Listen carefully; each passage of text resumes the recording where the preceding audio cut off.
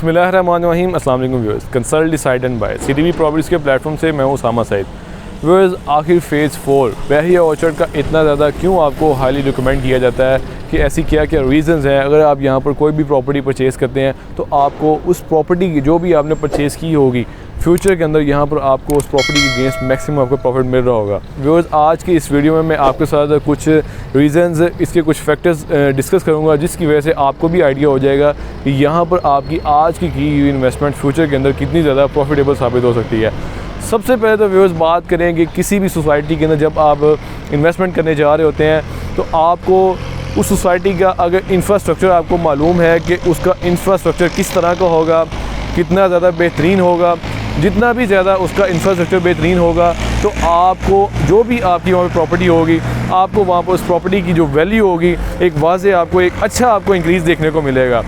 सबसे पहले अगर हम बहरिया ऑर्चर्ड फ़ेज़ 4 की बात करें, अगर मैं आपको इसकी बैक हिस्ट्री की बात बताऊँ तो व्यूअर्स, यहाँ पर कुछ ऐसे जर्मन हॉस्पिटल बनना था, कुछ ऐसी बहरिया की तरफ से अनाउंसमेंट की गई थी कि यहाँ पर ये चीज़ें आपको बनाकर दी जाएंगी। उसके बाद एक बड़ा गोल्फ क्लब वगैरह वो भी आपको यहाँ पर बना कर दिया जाएगा। तो व्यूअर्स, तब यहाँ पर जो प्लॉट की प्राइसेस थी वो एकदम से आसमानों पे, मतलब कि उस लिहाज से, उस टाइम के लिहाज से प्लॉट की प्राइसेस काफ़ी ज़्यादा वो इंक्रीज़ हो चुकी हुई थी। लेकिन जब इंफ्रास्ट्रक्चर के साथ थोड़ी सी छेड़खानी की गई बहरिया की तरफ से, जो भी उनके जो इश्यूज़ की वजह से वो जो चीज़ें उन्होंने कहा था वो यहाँ पर वो नहीं बना कर दी गई, तो प्लॉट की प्राइसेस काफ़ी ज़्यादा यहाँ पर डाउन होगी और काफ़ी ज़्यादा माइनस पे वो सेल आउट हुए। लेकिन उसके बाद यहाँ पर बहरिया ऑर्चर्ड फ़ेज़ 4 के अंदर जितने भी अगर आप एंटर होते हैं तो आपको हाई रेस बिल्डिंग बनती हुई नज़र आती हैं और बड़े बड़े आपको कमर्शियल यहाँ पर देखने को मिलते हैं। तो इन बड़े कमर्शियल्स की वजह से यहाँ पर फिर इनकी जो प्लॉट की प्राइसेस थी उनमें वाज़े इंक्रीज़ हुआ। उसके बाद ना सिर्फ उनकी जो प्लॉट की प्राइसेस के अंदर उनमें इंक्रीज़ आया, बल्कि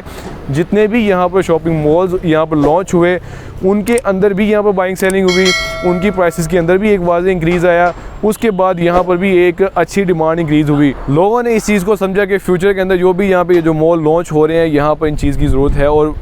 ऑब्वियसली यहाँ पर ज़रूरत भी है, क्योंकि कोई भी किसी भी सोसाइटी के अंदर जब कोई कटिंग होती है, जो भी रेजिडेंशियल प्लॉट्स होते हैं, जब वहाँ पर रिहायशी मूव करते हैं तो उनको अपनी रोज़मर्रा की ज़रूरियात के लिहाज से, प्लस अगर वैसे बात करें जितने भी हमारे जो त्यौहार आते हैं, ईद उल अज़हा या वैसे भी जो भी त्यौहार आते हैं या कोई फंक्शन आ जाते हैं तो उनको जो उन्होंने शॉपिंग करनी होती है तो उन शॉपिंग के लिए भी जो कमर्शियल एक्टिविटी उनको रिक्वायर्ड होती है तो उसके लिए वो एक अच्छा खासा लंबा सफ़र तय करते हैं। लेकिन वही कमर्शियल एक्टिविटी जब उनको उनके डोर स्टेप के ऊपर मिल रही होगी तो व्यूअर्स वो फिर यहीं पर मूव करेंगे। अगर मैं खाली आपको बहरिया ऑर्चर्ड फ़ेज़ 4 के रेजिडेंशियल प्लॉट्स के हवाले से आपको बताऊँ तो बहरिया ऑर्चर्ड फ़ेज़ 4 के जो कि पहले इसके 6 ब्लॉक से अब रिसेंटली एक नए ब्लॉक का इजाफा किया गया जो कि G7, अब इसके टोटल 7 ब्लॉक्स हो चुके हैं। जो कि पहले अगर प्लॉट्स की अगर मैं आपको बताऊँ G6 तक तकरीबन कोई 6,500 के करीब यहाँ पर रेजिडेंशियल प्लॉट्स थे। जो यहाँ पे रेजिडेंशियल प्लॉट्स थे उनमें मोस्टली आपको 10 मरला और 1 कनाल के प्लॉट्स मिलते थे। तो यहाँ से आप इस चीज़ का भी अंदाज़ा लगा सकते हैं कि एक 10 मरला और 1 कनाल का रिहायशी उनकी इतनी अच्छी बाइंग पावर होगी तो जो कि यहाँ पर इन मॉल्स के वो अप्रोच करेंगे। जितने भी यहाँ पर बड़े बड़े यहाँ पर ब्रांड्स लॉन्च होंगे उनको भी इस चीज़ का आइडिया होगा कि एक बड़ी जो सोसाइटी है जो जिसका क्वालिटी ऑफ स्पेंडिंग अच्छा है वहाँ पर जाके वो उनको सर्विसेज प्रोवाइड करेंगे। तो व्यूअर्स, जिन्होंने यहाँ पर इन जो भी यहाँ पे जो शॉपिंग मॉल्स यहाँ पे लॉन्च हुए हैं, यहाँ पर जिन्होंने एक अच्छे टाइम पे ऊपर रहते हुए, बिल्कुल वेरी फर्स्ट स्टेज के ऊपर रहते हुए जहाँ पर जिन्होंने परचेजिंग की होगी किसी भी शॉप के अंदर, किसी भी अपार्टमेंट के अंदर या जो भी यहाँ पर ऑफिसेज़ आपको दिए जा रहे हैं उनके अंदर यहाँ पर जो भी परचेजिंग की होगी तो फ्यूचर के अंदर उनको उनकी इन्वेस्टमेंट के अगेंस्ट बहुत ही ज़्यादा एक अच्छा हैंडसम उनको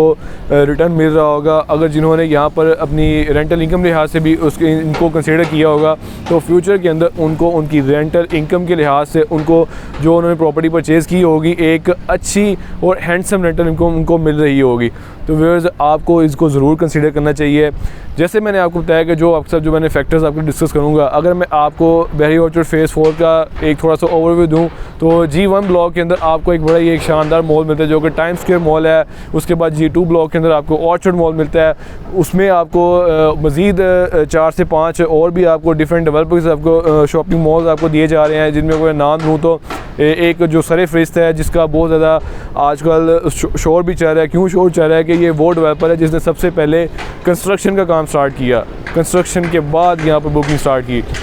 नॉर्मली कोई भी डेवलपर जब कोई भी अपना प्रोजेक्ट लॉन्च करता है, उसके लॉन्चिंग से पहले वो अपना पेमेंट प्लान लॉन्च करता है, यानी कि वो प्राइसेस रिवील करता है कि ये प्रॉपर्टी आपको इस कैटेगरी की आपको ऑफ़र की जा रही है, उनकी ये प्राइसेस होंगी, और उसको वो प्री लॉन्च प्राइसेस वो नाम देता है। लेकिन इस डेवलपर ने सबसे पहले अर्थ ब्रेकिंग यानी कि यहाँ पर डिगिंग का काम स्टार्ट किया, उसके बाद यहाँ पर उसने अपनी प्राइसेस लॉन्च की, यहाँ पर जो भी उसके पास प्रॉपर्टी थी वो उसने ऑफ़र की कि ये प्रॉपर्टी आपको इस प्राइसेस पे आपको मिलेंगी, जो कि जस्ट इसकी प्री लॉन्च प्राइसेस अभी चल रही हैं, जो कि इसकी जो प्री लॉन्च प्राइसेस है वो 28 फ़ेब तक थी, और 28 फ़ेब तक यहाँ पर इसके बाद इंक्रीज़ भी हो चुकी थी। तो व्यूअर्स, जिन लोगों ने वहाँ पर इनिशियल स्टेज के ऊपर रहते हुए एक ऐसे डेवलपर की प्रोडक्ट के अंदर इन्वेस्टमेंट की, जिसकी अगर मैं डेवलपमेंट की बात करूं तो डेवलपमेंट 24/7 चल रही थी, और वहां पर उसने इन्वेस्टमेंट की, तो उसको फ्यूचर के अंदर बहुत ही ज़्यादा एक अच्छा रिटर्न भी मिलेगा, क्योंकि एक फास्ट ट्रैक के ऊपर काम करने वाले डेवलपर की प्रोडक्ट के अंदर से उसने इन्वेस्टमेंट की है। और प्रॉफिट का लिंक भी आपकी डेवलपमेंट से ही होता है कि जितना अगर आप अच्छा प्रॉफिट लेना चाह रहे हैं, अगर आपको जल्दी पोजेसन मिलता है, जल्दी अगर टाइमली आपको डिलीवरी मिलती है, तो आपकी प्रॉपर्टी की वैल्यू एक अच्छे खासे इंक्रीज़ पे चली जाती है। तो अगर मैं इसके दूसरे ब्लॉक की बात करूँ G3 के अंदर आपको यहाँ पे 10 मरला की कटिंग मिलती है। 10 मरला के साथ ही आपको वहाँ पर एक बहरी एक स्कूल दिया गया है, जिसका ग्रे स्ट्रक्चर अल्हम्दुलिल्लाह पूरा कंप्लीट है। और जब यहाँ पर एक अच्छे रहायशी मूव करेंगे तो वहाँ पर आपको वो फिर जो स्कूल जिसका ग्रे स्ट्रक्चर कंप्लीट हो चुका है उसको भी फिनिश कर दिया जाएगा, और वहाँ पर भी एक प्रॉपर जो कि एक स्कूल का जो सिस्टम है वो भी चला दिया जाएगा। अगर हम G4 की बात करें तो G4 के अंदर एक बड़ा ही एक प्यारा टोपेरी गार्डन के नाम से एक बहुत ही बड़ा गार्डन मिलता है। वहाँ पर भी आपको मैक्सिमम 10 मरले कटिंग मिलती है, और लिमिटेड से आपको जस्ट एक कनाल कटिंग मिलती है। उसके बाद G5 और G6 की बात करें तो G5 और G6 के अंदर भी आपको 10 मरला के रेजिडेंशियल प्लॉट्स मिलते हैं। तो व्यूअर्स, बहुत ही एक अच्छी इन्वेस्टमेंट अपॉर्चुनिटी है फ़ेज़ 4 के अंदर। अगर आप कोई भी प्रॉपर्टी परचेज़ करते हैं जिसका जितना बजट है, अगर आप रेजिडेंशियल प्लॉट्स के अंदर भी आप जाना चाह रहे हैं, तो रेजिडेंशियल प्लॉट्स की प्राइसेस भी इस टाइम काफ़ी ज़्यादा इंक्रीज़ हो चुकी हुई हैं। लेकिन नॉर्मली जिन कस्टमर का यहाँ पर इतना बजट नहीं होता कि जो लमसम के ऊपर कोई भी प्रॉपर्टी परचेज़ नहीं कर सकते, उनके लिए यहाँ पर जो कि मेन कमर्शियल हब है, कमर्शियल जोन फ्यूचर के अंदर होगा,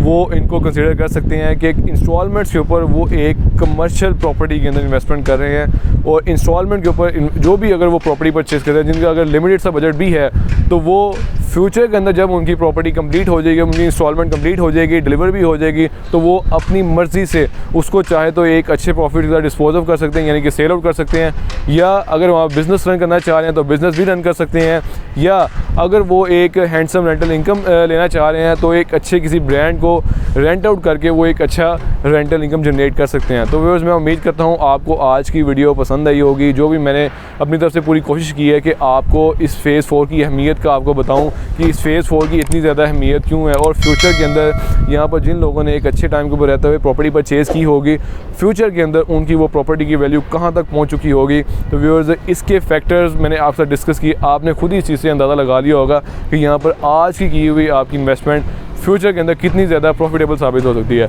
तो व्यूअर्स, उम्मीद करता हूँ कि वीडियो बहुत पसंद आई होगी। आपके टाइम का बहुत ज़्यादा शुक्रिया। अल्लाह हाफिज़।